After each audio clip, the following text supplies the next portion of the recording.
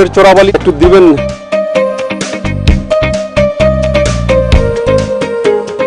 খুব চমৎকার প্রচ্ছদ।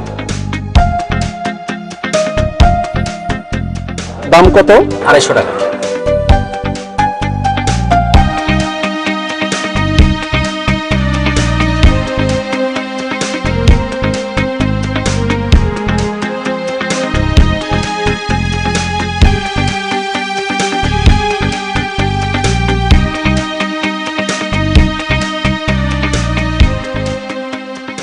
নিজাম ভাই, এই জীবনের চোরাবালি, এই কিংসুক হাসানের, এই বইটা তুমি কেন ভাই? এটা শুধু উপন্যাসই নয়, এটা তো জীবনের একটা প্রতিচ্ছবি। তো ভাই এই বইটা তাহলে আমাকে দেন।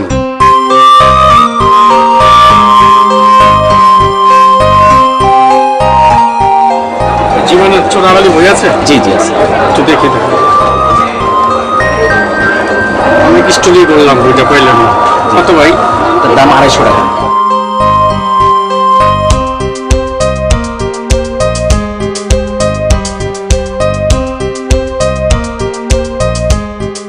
আচ্ছা, আপনি লেখকের কোনো খোঁজ পেলেন? না, এখনো পাইনি। তবে যিনি আমাকে পাণ্ডুলিপিটা দিয়েছিলেন তাকে আমি খবর দিয়েছি, যাতে আজ 5টার মধ্যে ফোনে কথা বলতে বলেছি। 5টা তো প্রায় বাজে।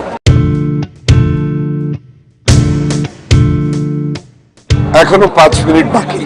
তবে আমি শিওর যে উনি আমার সঙ্গে যোগাযোগ করবেন। কোথাকার ভদ্রলোক? তিনি কি ঢাকায় থাকেন? উনি বগুড়ার এক পুস্তক ব্যবসায়ী। মাঝে মধ্যে উনি আমার কাছে এসে বইপত্র নিয়ে যান, খুব বেশি না, বছরে ধরেন 2-1 বার আসেন। জীবনের চোরাবালি উপন্যাসের পাণ্ডুলিপিটা আমাকে দিয়ে যান মাস 3 আগে। ওনার সঙ্গে যোগাযোগের কোনো ঠিকানা আমার কাছে নেই। তবে আমি আমার এক কাস্টমারকে বলেছি যাতে ওনার সঙ্গে যোগাযোগ করে আমার সঙ্গে জরুরিভাবে যোগাযোগ করতে বলে। অসংখ্য ধন্যবাদ। দেখেন উনি যোগাযোগ করেন কিনা। আমি ততক্ষণ একটু ঘুরে আসি। হ্যাঁ, আসুন আসুন।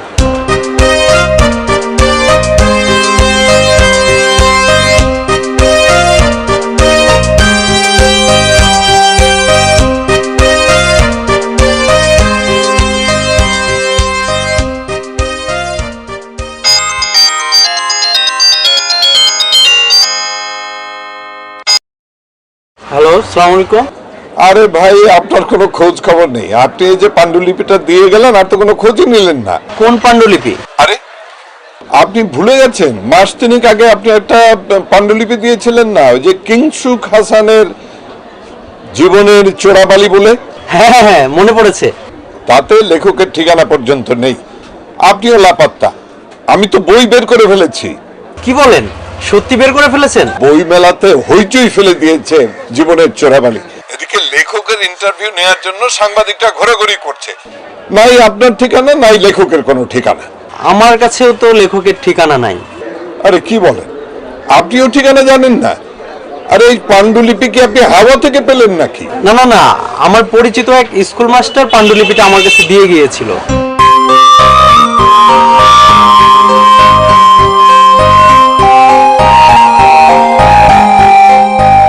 স্কুল মাস্টারকে জোগাড় করে ওই লেখকের ঠিকানাটা নেবেন, পারলে ওনাকে সহ আপনি ঢাকায় চলে আসেন। আচ্ছা ঠিক আছে, আমি দেখছি। ঠিক আছে, রাখি তাহলে। ওয়ালাইকুম সালাম। স্যার, খোঁজ মিলল? না, ওই যে ফজলুল হক সাহেব, উনি নাকি কোন স্কুল মাস্টারের কাছ থেকে ওই পাণ্ডুলিপিটা পেয়েছিল। এখন কি হবে স্যার? লেখককে কি কোনোভাবে পাওয়া যাবে না? রফিক ভাই, ওই যে একটা স্যার আমাদেরকে একটা পাণ্ডুলিপি দিয়ে গেল না, ওই স্যারের ঠিকানা আছে? না স্যার, আমি জানিনি। ও আচ্ছা।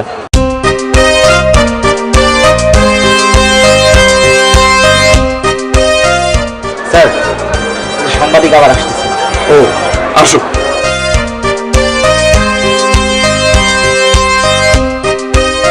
কোনো খোঁজ পেলেন? না, এখনো পাইনি। তবে আমাকে যে পাণ্ডুলিপিটা দিয়েছিলেন, ওনাকে বলেছি যে লেখককে জোগাড় করে আগামীকালের মধ্যে আমার সঙ্গে যেন যোগাযোগ করে। এটা তো দেখছি পুরো কল্পকাহিনীর মতো ব্যাপার। মানে আপনারা যারা নামি দামি প্রকাশক, তারা তো খুব বিখ্যাত লেখক ছাড়া কখনো বই ছাপান না। সেক্ষেত্রে কিংসুক হাসান তো একেবারে অজ্ঞাত, অখ্যাত, ঠিকানাবিহীন। রহস্যটাকে একটু খুলে বলবেন?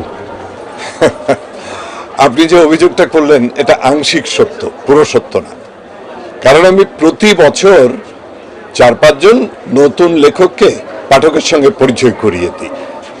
অবশ্য এই জীবনের চোরাবালিটা অন্যরকম বিষয়। মানে কিছু যদি মনে না করেন একটু যদি খুলে বলতেন। গত নভেম্বরে বগুড়ার এক পুস্তক ব্যবসায়ী আমার কাছে আছেন কিছু বইপত্র নিতে। উনি বইপত্র নেওয়ার পরে ওনার ব্যাগ থেকে পলিথিনে মোড়ানো একটা পাণ্ডুলিপি আমার কাছে দিয়ে বলেন যে দেখেন তো চেষ্টা করে এটা ছাপানো যায় কিনা। ওনাকে নাকি আরেক ভদ্রলোক এই পাণ্ডুলিপিটা দিয়েছে। আমি পাণ্ডুলিপিটা বাসায় নিয়ে যাই, অনেকদিন পড়েছিল আমার টেবিলে। আমার মেয়ে অলকা ঢাকা ইউনিভার্সিটিতে বাংলায় অনার্স পড়ে। ও আমাকে বলল,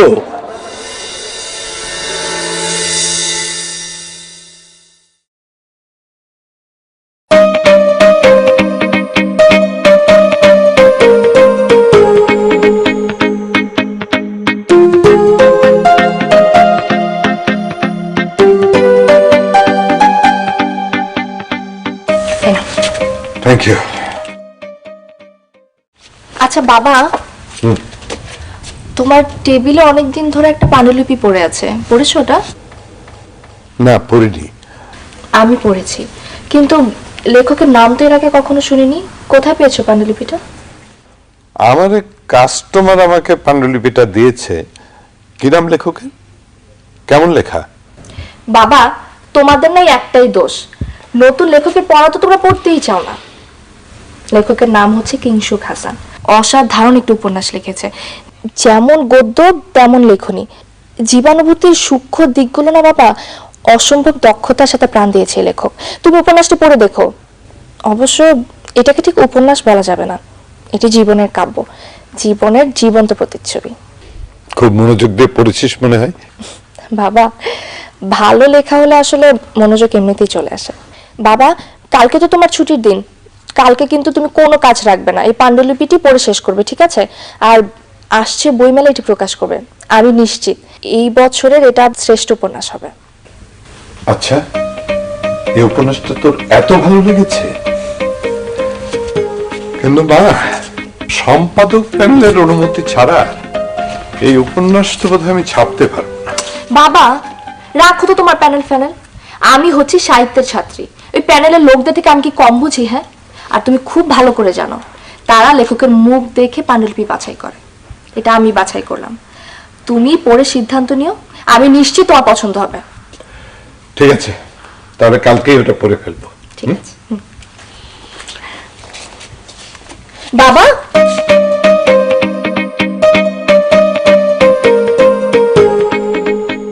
এই যে তুমি তোমার ডায়েরি আর কলম রেখে চলে যাচ্ছ। মা, আসলে আজকাল কেমন যেন সবকিছু ভুলে যাই। তোর মা মারা গেছে প্রায় 2 বছর হয়ে গেল। তোর মা থাকতে তো এগুলো আমার হাতে, কলম ফাইল এগুলো সব আমার হাতে তোর মাই তুলে দিত। এখন দিচ্ছিস তুই। তো যখন বিয়ে হয়ে যাবে তখন আমার যে কি হবে কে জানে।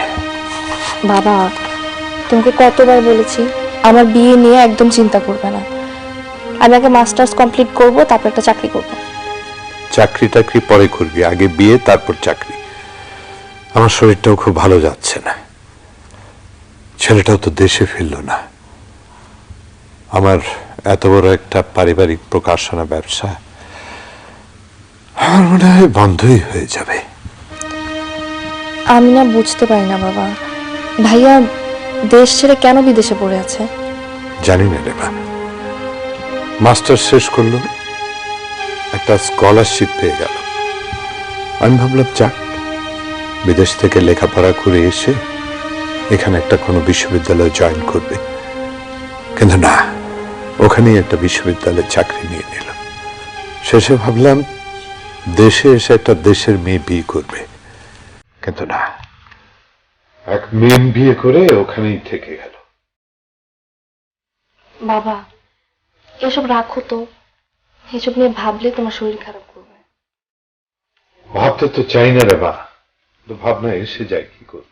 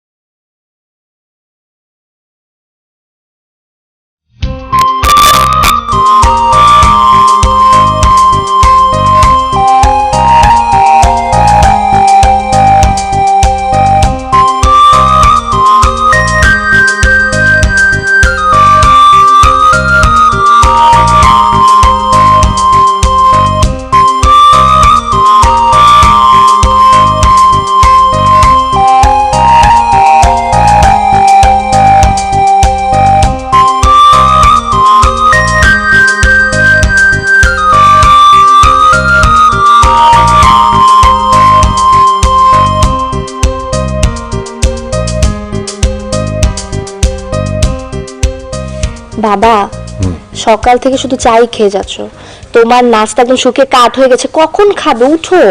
আর 1 মিনিট, যা তুই খেয়ে নে। তোমার কি মনে হয় আমি না খেয়ে এখনো বসে আছি? এই পর্যন্ত তোমাকে 3 বার ডাকতে এসেছি, আমি খেয়ে নিয়েছি, এখন তুমি খাবে। উঠো উঠো। আচ্ছা তুই যা, আমি আসছি। আচ্ছা ঠিক আছে, আমি যাচ্ছি, তুমি এখনই আসবে, ঠিক আছে? আচ্ছা।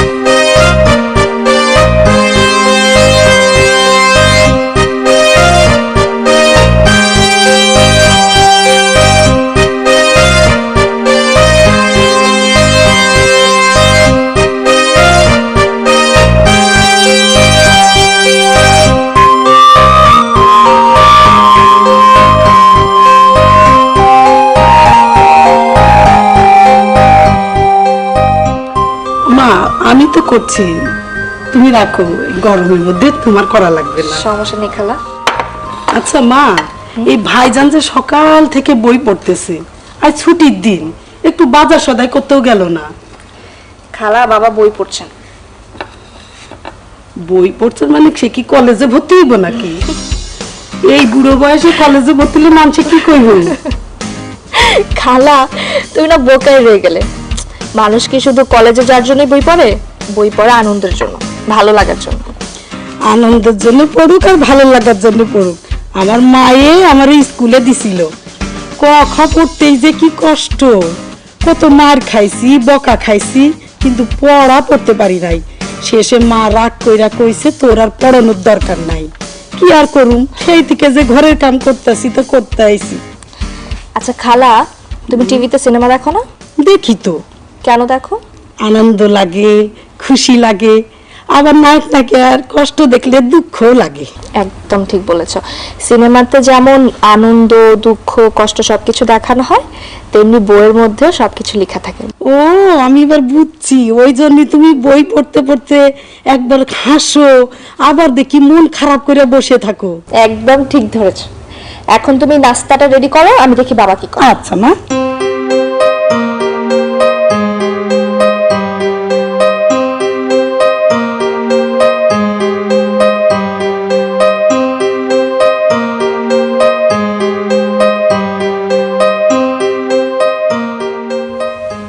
বাবা সকাল থেকে নাওয়া খাওয়া গোসল সবকিছু ছেড়ে তুমি কি শুরু করলে বলো তো? উঠে এখন গোসলে যাবে? 1 মিনিট মা, দুপাটা পরে নি, তারপরে তুই আমাকে 1 কাপ চা দে না। একদম না, এখন আর 1 কাপ চাও তুমি খেতে পারবে না, আর 2 পাতা কেন 1 পাতা পড়তে পারবে না। উঠো উঠো, গোসলে যাবে। রাখো, এসে তারপর পড়ো। আসো। বাবা রে, যন্ত্রণায় তো অস্থির। চলো, সকাল থেকে তো এক জায়গায় বসেই আছো।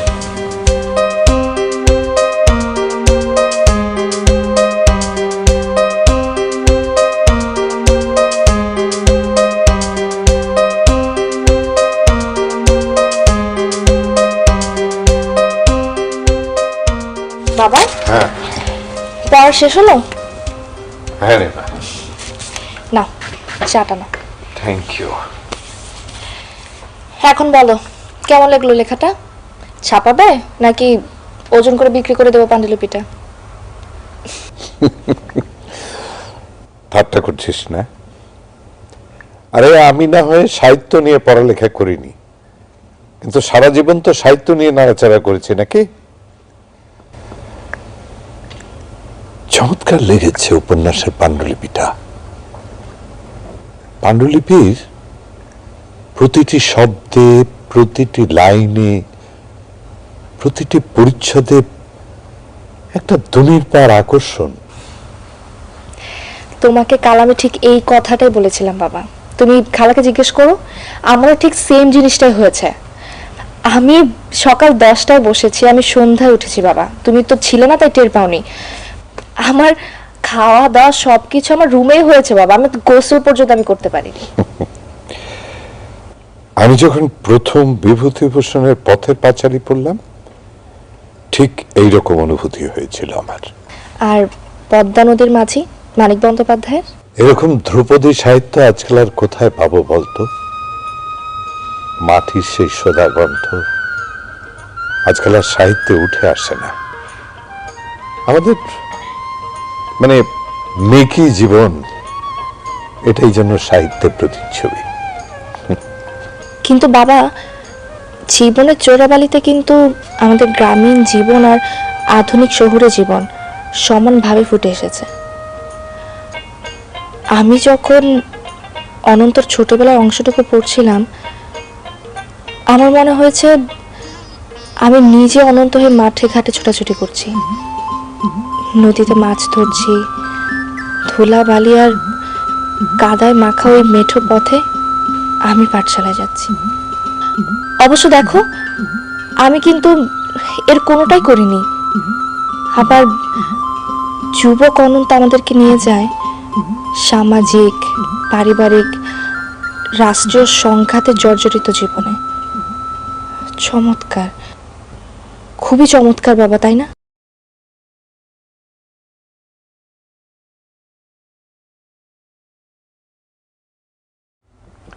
অনেকদিন পরে এত চমৎকার একটা পাণ্ডুলিপি পেলাম। এখন বলো, বইটা তুমি ছাপাচ্ছ তো? আরে ছাপাচ্ছি মানে? কাল থেকে তো কাজ শুরু করে দেব। দেখবি এইবার বইমেলায় এটা একেবারে হইচই ফেলবে। আচ্ছা, তুমি চাটা শেষ করো।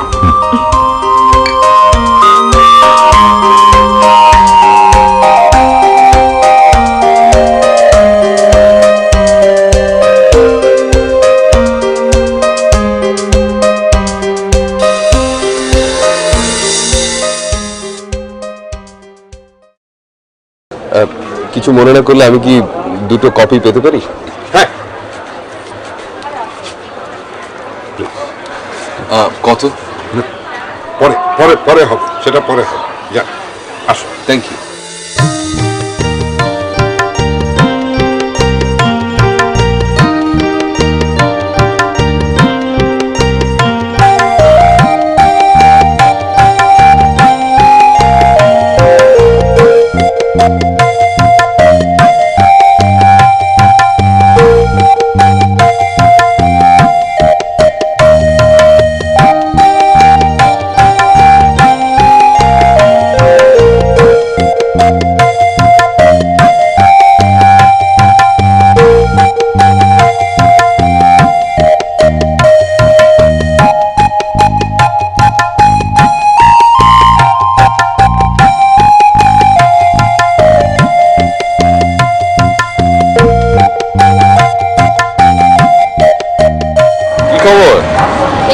ভালো। সাংবাদিক সাহেব বাবার সাথে দেখা করেছিলেন? সাংবাদিকদের বুঝি খুব রাগ? তা হবে কেন, তবে হ্যাঁ, আপনাদের সাথে কথা বলতে আমার খুব ভালো লাগে। কেন কেন ভয় কেন? ভয় করবে না? বললাম একটা, দেখা গেল লিখে দিলেন আরেকটা, বক্তব্যের অর্থটাই বদলে ফেলে দিলেন।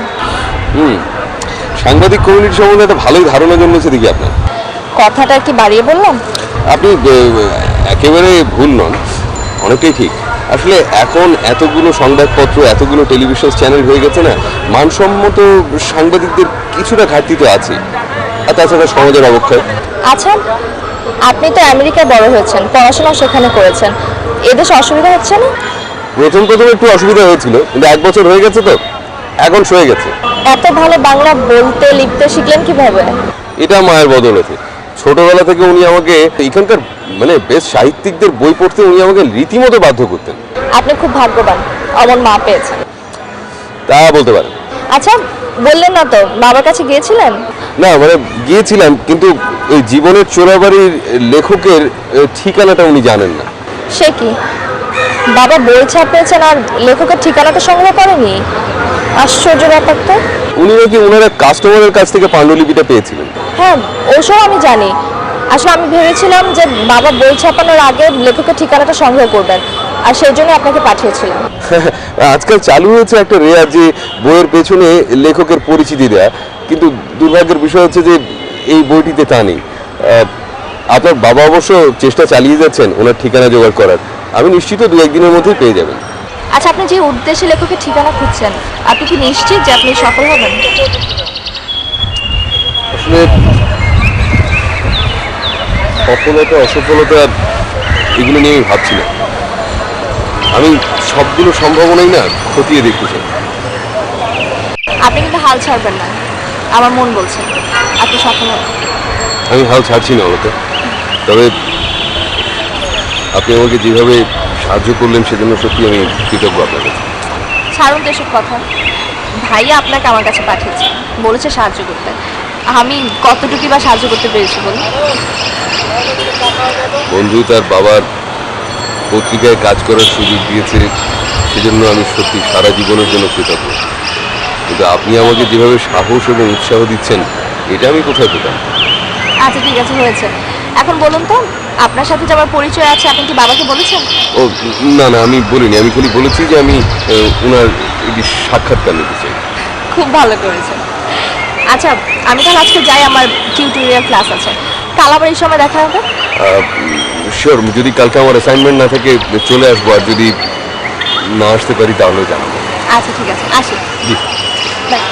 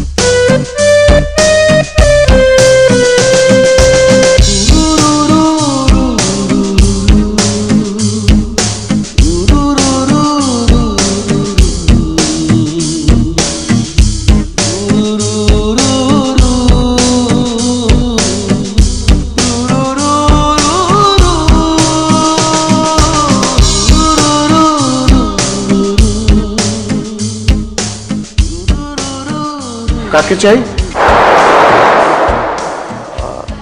এই স্কুলের প্রধান শিক্ষক। আমি স্কুলের প্রধান শিক্ষক। আসসালামু আলাইকুম। ওয়ালাইকুম সালাম। তো আপনার জন্য কি উপকার করতে পারি? আমি বগুড়া শহর থেকে এসেছি। শহরে আমার একটা বইয়ের দোকান আছে।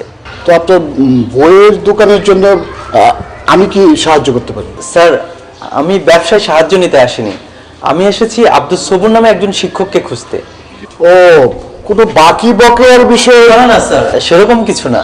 কিন্তু আব্দুল সবুর নামে কোনো শিক্ষক বিগত 20 বছরে স্কুলে ছিল বলে তো আমার মনে পড়ে না। সবুর সাহেব আসলে কোন স্কুলের শিক্ষক সেটা আমি জানি না, তবে শুনেছি এই এলাকার কোনো একটা স্কুলের শিক্ষক উনি।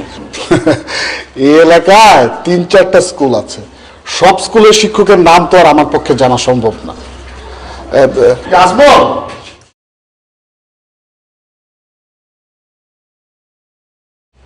সবুর নামে কোনো শিক্ষককে তুমি চেনো নাকি? হ্যাঁ আছে স্যার, ইউনাইটেড হাই স্কুলে আব্দুল সবুর নামে একজন শিক্ষক আছেন, কিন্তু কি ব্যাপার? সবুর সাহেবকে আমার খুব প্রয়োজন। ওই স্কুলের ঠিকানাটা কি বলতে পারবেন? হ্যাঁ, ইউনাইটেড স্কুল বেশি দূরে নয়, এখান থেকে 3-4 কিলোমিটার হবে। মোটরসাইকেল নিয়ে যাওয়া যাবে? হ্যাঁ যাবে, পাকা রাস্তা। ওই স্কুলের ঠিকানাটা কি একটু দিবেন? ঠিকানার দরকার হবে না, আপনি যে রাস্তা দিয়ে এসেছেন সে রাস্তা দিয়ে সোজা পূর্ব দিকে যাবেন। 3টা ব্রিজ পার হওয়ার পরে একটা বাজার পাবেন, বাজারে গিয়ে যে কাউকে জিজ্ঞাসা করলেই আপনাকে স্কুল দেখিয়ে দিবে। আচ্ছা ঠিক আছে, ধন্যবাদ। আসি তাহলে। আসসালামু আলাইকুম। ওয়ালাইকুম আসসালাম।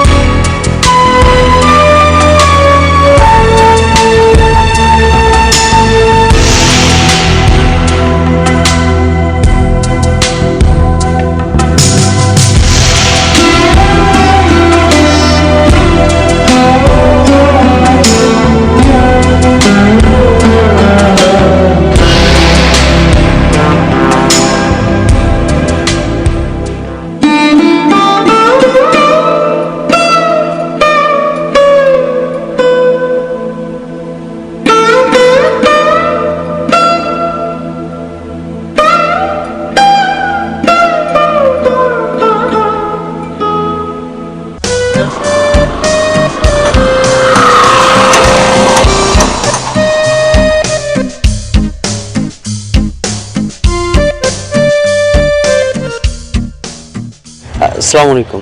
ওয়ালাইকুম আসসালাম। স্যার, এই স্কুলের প্রধান শিক্ষক আমি, জি বলেন। স্যার, আপনার স্কুলে কি আব্দুল সবুর নামে কোনো শিক্ষক আছেন? কেন, কি হয়েছে, কোনো সমস্যা? না না না স্যার, কোনো সমস্যা না, ওনাকে আমার একটু দরকার। ও সবুজ সাহেব তো এখন ক্লাসে, এখনই চলে আসবে। তা সবুজ সাহেবের সাথে আপনার পরিচয় কিভাবে? শহরে আমার একটা বইয়ের দোকান আছে, মাঝে মাঝে উনি আমার কাছ থেকে বই আনেন, সেখান থেকেই পরিচয় আর কি।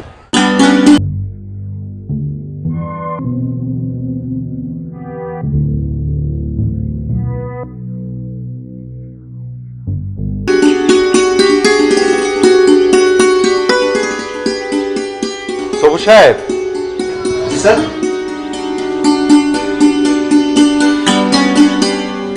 ভদ্রলোক আপনার সাথে কথা বলবে। আরে ভাই, আপনি আপনি কোথেকে আসলেন? হঠাৎ কি মনে করে? আপনি ভালো আছেন তো? কোনো সমস্যা?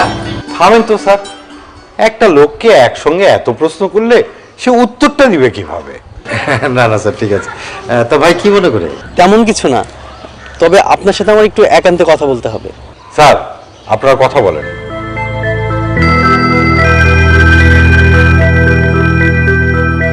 কি হয়েছে বলেন তো? আপনি আমাকে একটা পাণ্ডুলিপি দিয়ে এসেছিলেন, মনে আছে আপনার? হ্যাঁ, মনে থাকবে না কেন? আমার চাচাতো ভাই হাসানের উপন্যাস, ওটার কোনো খবর আছে নাকি? আরে খবর মানে কি, মহা খবর। সেটি তো এবারের বইমেলায় প্রকাশিত হয়েছে, ঢাকার সাহিত্য অঙ্গনে সেটি তো হইচই ফেলে দিয়েছে। গতকালই প্রকাশক আমাকে ফোন করে লেখককে নিয়ে ঢাকায় যেতে বলেছেন। ওনাকে কি পাওয়া যাবে, না উনি অন্য কোথাও আছে?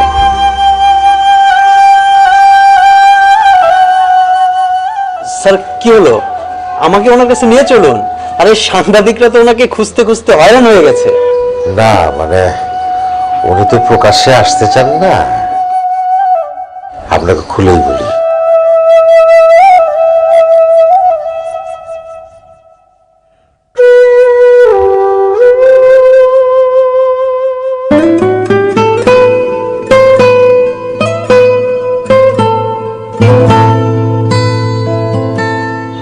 আমি আগামীকালকে বগুড়ায় যাচ্ছি, লেখকের বাড়ির ঠিকানাটা পেয়েছি। Good news. না, মানে একটা চিন্তারও বিষয়, তার কারণ লেখক নাকি কারোর সঙ্গে দেখা সাক্ষাৎ করেন না। উনি ছদ্মনামে এই কারণেই লেখেন। কি বলছেন? হ্যাঁ, আপনার বাবা কিছুক্ষণ আগে আমাকে ফোনে জানিয়েছেন ফজলুল হক সাহেব যার কাছ থেকে পাণ্ডুলিপিটা পেয়েছিলেন তার সাথে উনি যোগাযোগ করেছেন। উনি নাকি আবার লেখকের চাচাতো ভাই। কিন্তু মুশকিল হচ্ছে যে উনি কারোর সামনে আসতে চান না, মানে পরিচয় দিতে চান না। খুবই ইন্টারেস্টিং। কিন্তু উনি যদি আপনার সাথে দেখা না করেন? আমি ফজলুল হক সাহেবের ঠিকানা নিয়েছি, ভাবছি নিজে গিয়ে ওনার সাথে দেখা করবো। উনি আমাকে ওই শিক্ষকের কাছে নিশ্চয়ই নিয়ে যাবেন। শিক্ষকের কাছে নিয়ে গেলে আমি নিশ্চিত লেখকের আমি সন্ধান পাবই, কারণ উনি তো ওনার চাচাতো ভাই। দেখা সাক্ষাৎ নিশ্চয়ই করাবেন, আর একবার দেখা পেলে সাক্ষাৎকার ওনাকে দিতেই হবে। একা যেতে পারবেন? কেন পারবো না? এই 1 বছরে আমি বাংলাদেশের বহু জায়গায় একা একা ঘুরে বেরিয়েছি, আর বগুড়ায় দরকার হলে আমাদের লোকাল প্রতিনিধির সাহায্য নেব। আর ফজলুল হক সাহেব তো আছেনই। আমার খুব খারাপ লাগছে। আপনি কি কালকেই চলে যাবেন? খুব সম্ভবত কালকে অফিসে গিয়ে সম্পাদক আঙ্কেলের কাছে অফিসিয়ালি জানাবো। মনে হচ্ছে কালকেই চলে যাব, ধরে নিতে পারো। সিদ্ধান্ত নিয়ে আমাকে জানাবেন। আমি আসলে পারলে আপনার সাথে যেতাম। আপনি তো ইমোশনাল হয়ে যাচ্ছেন দেখি। একবার যান সেখানে গেলে অবশ্যই আপনার লেখকের সাথে দেখা হবে, আর আপনার মিশনও সফল হবে। সেই আশাতেই আছি। আচ্ছা, আরেকটা কথা বলি, আপনি যে মিশনে এসেছিলেন সেটা সফল হলে কি চলে যাবেন? কোথায়? আমেরিকাতে। কেন, ফিরে যাওয়ার কথা আসছে কেন? আপনি কি চিরদিন এখানে থাকবেন? মানে আপনার মা যখন সেখানে। দেখুন, এই দেশটা আমার, যদি দরকার পড়ে আমি আমার মাকে এই দেশে নিয়ে আসবো, আর সুবিধা মতো পেলে একটা সহজ সরল মেয়েকে বিয়ে করে এখানেই সেটেল ডাউন করবো। তো সেই সহজ সরল মেয়েটাকে? সেটা সময় হলেই জানতে পারবেন। না, আমি এখনই জানতে চাই। ধরে নেন হাট খোলার কোনো একজন সম্পাদকের সহজ সরল একটি মেয়ে। এখনো আপনি?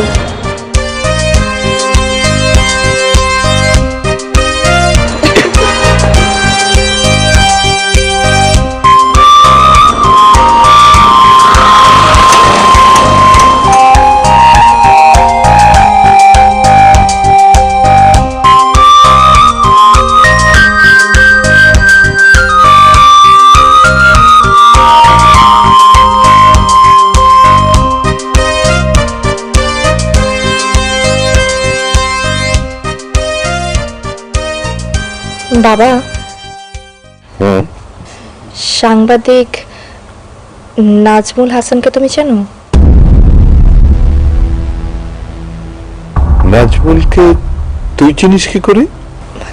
আমি কি করে চিনি সেটা না হয় পরে বলবো, কিন্তু তাকে আমি তোমার কাছে পাঠিয়েছিলাম।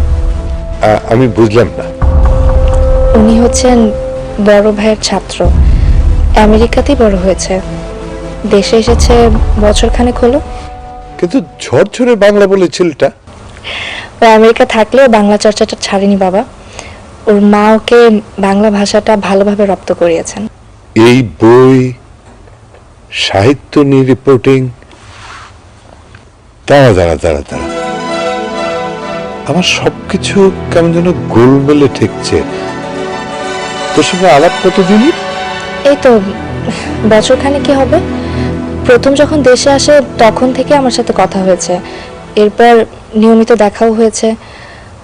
ওনার ধারণা জীবনের চোরাবালি লেখক কিংশুক হাসান। কিংশুক হাসান? দাঁড়া দাঁড়া দাঁড়া, একটা রহস্য।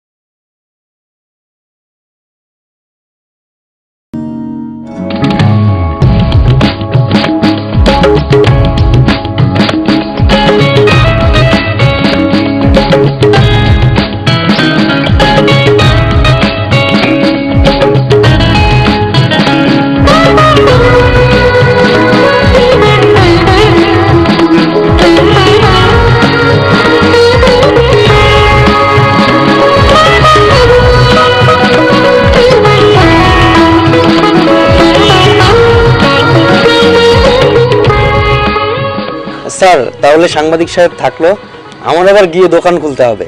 সাংবাদিক সাহেব, ওনার সাথে কথা বলেন, উনি খুবই ভালো মানুষ। আর আপনার কাজ শেষ হলে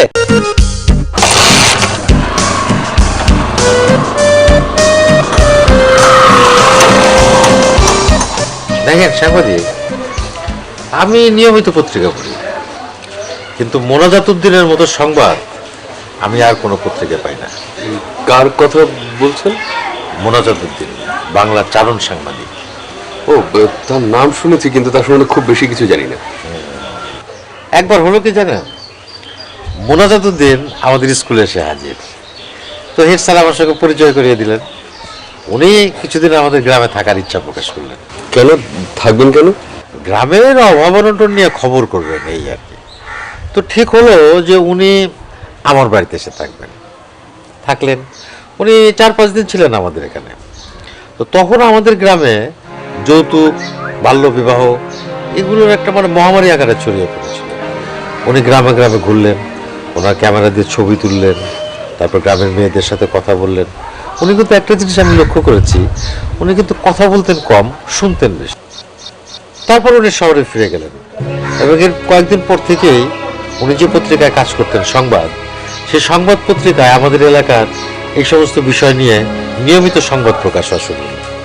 প্রশাসনের টনক নড়ল, ডিসি সাহেব, এসপি সাহেব সব আসলেন, এলাকার মুরব্বীদের মিটিং করলেন। এবং এরপরে বেশ কিছুদিন আমাদের এলাকায় কিন্তু এই যৌতুক প্রথা, বাল্যবিবাহ এগুলো ছিল না। এই যৌতুক প্রথা, বাল্যবিবাহ এটার বিরুদ্ধে একটা সামাজিক আন্দোলন গড়ে উঠেছিল। আবার কি ফিরে এসেছে এই যৌতুক প্রথা? না, 8-10 বছর মোটামুটি ভালোই চলছিল, এটা একদম বন্ধ হয়ে গিয়েছিল। কিন্তু ধীরে ধীরে আবার ফিরে এসেছে। প্রথমে অবশ্য গোপনে নিত, এখন প্রকাশ্যে নাই। মানুষ বড্ড বেশি লোভী, বুঝলেন? যেন তেন কারণে এই বউকে তালাক দেয়। চাচা বলে আমি একটু কিংসুক হাসানের সাথে দেখা করতে চাই।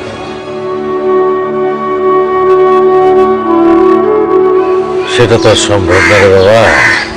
কেন সম্ভব না?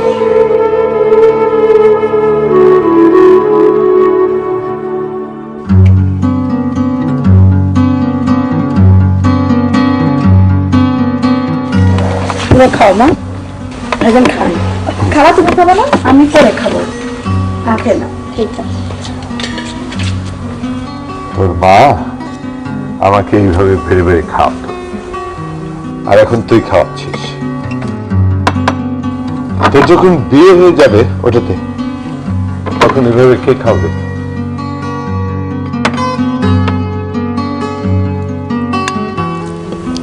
বাবা, তোমাকে একটা কথা বলবো। নাজমুলকে তোমার কেমন লাগে? সর্বনাশ! কেন? সর্বনাশের এখানে কি হলো? না না না, আমেরিকার সিটিজেন। আমি তোকে কখনো বিদেশে যেতে দেব না। বাবা, তুমি না একটু বেশি ভেবে ফেলেছো। ওর সাথে আমার এই ব্যাপারে তেমন কথাই হয়নি। নাজমুলকে আমার খুব ভালো লাগে বাবা। আর ও আমাকে একদিন বলছিল যে ও বিয়ে করে নাকি ঢাকায় থেকে যেতে চায়। তাই নাকি? তুই ভালো করে জেনে নিস, আর ওকে বলিস যে আমি যতদিন বেঁচে থাকবো ততদিন তুই বিদেশে যেতে পারবি না। আমি মরে গেলে যা খুশি তাই করিস। থ্যাংক ইউ বাবা। যা বস।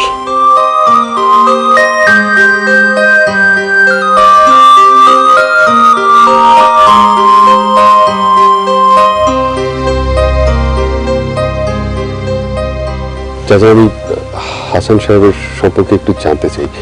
মানে আমি ওনার সাথে দেখা করতে চাই। ওনার সম্পর্কে আমি একটু বিস্তারিত জানতে চাই। যদি আপনি আমাকে ওনার সাথে একটু পরিচয় করিয়ে দিতেন। কি জানতে চাও বলো, আমি বলছি। ওনার সাথে আমি দেখা করতে চাই, মানে ওনার পরিচয়টা জানা খুবই দরকার।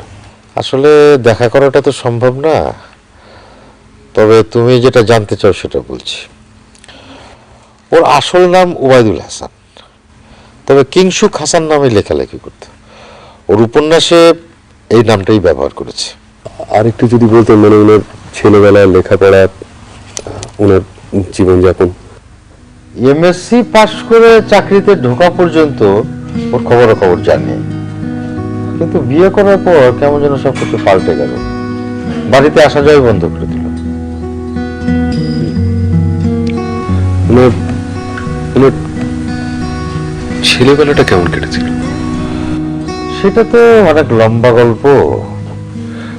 হোক না লম্বা, আমি একটু বিস্তারিত জানতে চাই। হাসান সম্পর্কে আমার চাচতো ভাই, আমার মেজো চাচার ছেলে। ওই যে আসার পথে যে গ্রামটা দেখেছো না, ওখানেই ওদের বাড়ি। ওটাই আসলে আমাদের আদি বাড়ি, আমার দাদার বাড়ি। হাসানের কথা মনে হলে কষ্টের বুকটা ফেটে যায়। তারপর আমরা খবর পেলাম যে ওর বউকে খুন করতে, মানে অ্যাটেম্প টু মার্ডার কেসে ওর 5 বছরের জেল হয়েছে। হাসানের বাবার অবস্থাও তেমন ভালো ছিল না। আমরা অনেক কষ্ট করে, আমি, মেজো চাচা, আমরা জেলখানায় ওর সঙ্গে দেখা করতে গেলাম, কিন্তু হাসান আমাদের সাথে দেখা করলো না। চাচা খুব কষ্ট পেয়েছিল। আসলে হাসানই তো ছিল চাচার একমাত্র ভরসা। আর্থিক অবস্থা তেমন ভালো না, অনেক কষ্ট করে লেখাপড়া শিখিয়েছে। হাসান ভালো একটা চাকরিও পেয়েছিল, বাড়িতে টাকা পয়সাও পাঠাতো। বিয়ে করার পর কি যে হলো কিছুই বুঝতে পারলাম না, সব বদলে গেল। কেমন বদলে গেল? আমরা তো অনেকদিন ওর কোনো খোঁজ খবর পাইনি। দেখা পেলাম যখন জেল থেকে বের হয়ে আমাদের বাড়িতে এলো। তখন ওর অতীত নিয়ে, ওর সংসার নিয়ে আমাদের কিছুই বলতো না। আর পরে তো আস্তে আস্তে নিজেকে একেবারে ঘরবন্দি করে ফেললো। ওনার স্ত্রী সন্তান নিয়ে কখনো কিছু বলেননি? হ্যাঁ, ওর একটা 3-4 বছরের ছেলে আছে আমরা জানতাম। সেই ছেলেটিকে নিয়ে ওর স্ত্রী আমেরিকা চলে গেছে। উনি ওনার ছেলের সম্বন্ধে কখনো কি কিছু বলেছিলেন? না, নিজের পরিবার নিয়ে সে কোনো কথাই বলতো না। একদিন অনেক রাতে জেল থেকে ছাড়া পেয়ে আমাদের বাড়িতে এসে হাজির। তার বছরখানেক আগে আমার মেজো চাচা মানে হাসানের বাবা তার বছরখানেক আগে মারা গেছে। আমরা তো প্রথমে তাকে দেখে চিনতেই পারছিলাম না, মুখ ভর্তি দাড়ি, রোগা পাতলা চেহারা। পরদিন সকালে ও আমাদের বাড়িতে এলো, এসে আমাদের বাড়ির পেছনে একটা জায়গা আছে, আমার বাবাকে বললো যে ওই জায়গাটা সে কিনতে চায়। তো বাবা আমরা সবাই মুখ চাওয়াচাই করছি, সে হঠাৎ করে সুটকেস থেকে 5 লাখ টাকা বের করে বললো যে টাকার বিনিময়ে সে জায়গাটা নেবে, ওখানে সে বসবাস করবে। বাবা অবশ্য পরে তাকে জমিটা দিয়েছিল, 1 বিঘা না 2 বিঘা জায়গা দিয়েছিল। তখন অবশ্য জমির দাম এরকমই ছিল, এই 2 লাখ 2.5 লাখ টাকা বিঘা।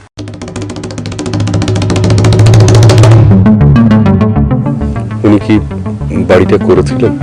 হ্যাঁ, ওই জায়গাটা ও বাঁশ কঞ্চি দিয়ে ঘিরে মাঝখানে একটা কুঁড়ে ঘর করেছিল।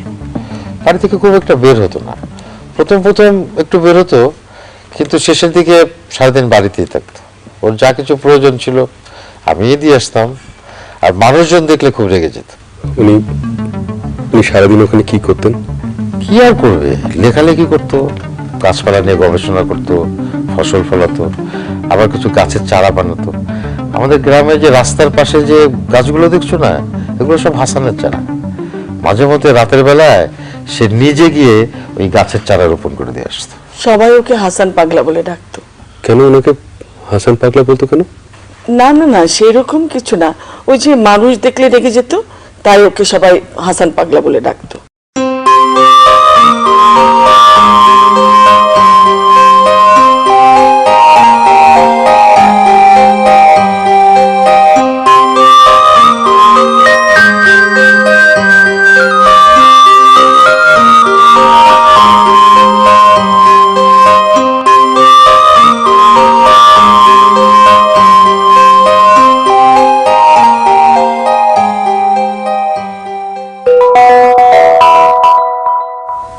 এক্সকিউজ মি, আমি চলে আসছি।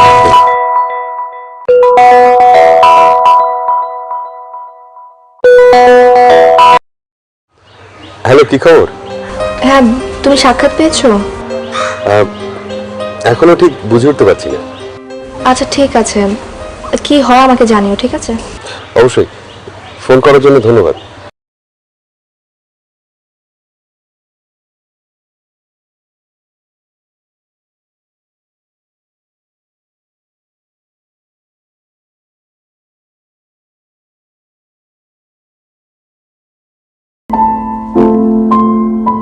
একটু চা খাবে? না, ঠিক আছে। চাচা, মানে ওনার বা ওনার পরিবারের কোনো স্মৃতিচিহ্ন বা ছবি কি আপনাদের কাছে আছে? হাসান মারা যাওয়ার পরে ওর ঘরে একটা সুটকেস পেয়েছিলাম। সুটকেসটার মধ্যে একেবারে কাগজপত্রের ঠাসা, মনে হয় ওর পাণ্ডুলিপি। ওর ভেতরে একটা ফ্রেমে ওদের পরিবারের একটা ছবি আছে, ওর স্ত্রী আর ওর 3-4 বছরের ছেলেটা। হয়তো কোনো স্টুডিওতে তোলা আর কি, অনেক পুরনো তো, ঝাপসা টাপসা হয়ে গেছে। ওইটা দেখাতে পারি।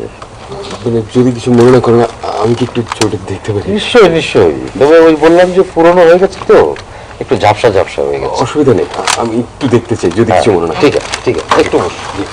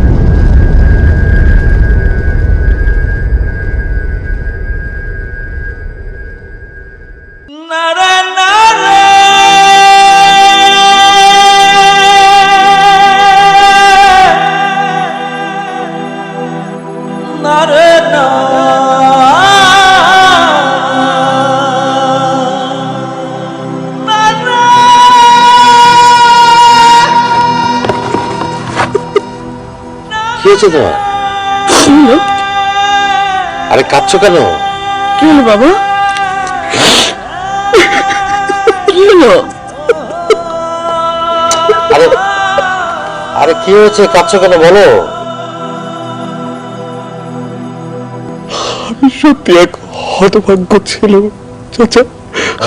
আমি আমার বাবার আদরটুকু পেলাম না। কি বলছো? আমি বুঝতে পারছি না তো। কি বলছো বাবা?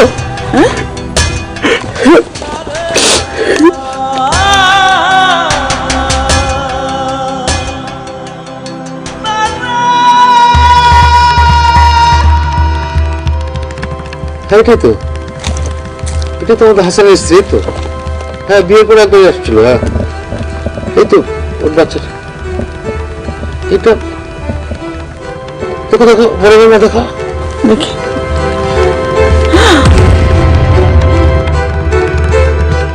তাই তো, একই ছবি, একই ছবি তো। জানো, আমি প্রথম দিন ওকে দেখেই বুঝেছিলাম এমন কিছু একটা হবে। দেখো না, দেখো চোখটা একেবারে হাসান ভাইয়ের মতন হয়েছে, কপালটা একেবারে মার মতন হয়েছে, মুখের আদলটা দেখো একেবারে একেবারে হাসান ভাইয়ের মতন। চাচা চাচা, আমার বাবার কাছে আমাকে একটু নিয়ে চলেন, আমি একবার ওনার সাথে দেখা করতে চাই প্লিজ। আমি আগেই অনুভব করেছিলাম, সেই জন্যই হাসানের মৃত্যুর খবরটা বলতে চাই না।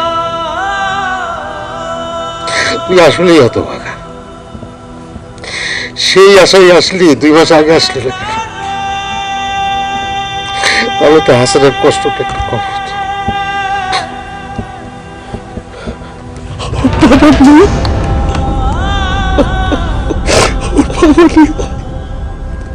আমি বাবার সাথে দেখা করার জন্য আমেরিকা থেকে এসেছি। আমি তো লেখাপড়া, আমার মনে হয়েছে যে এটা আমার বাবার লেখা, আমার বাবা নেই।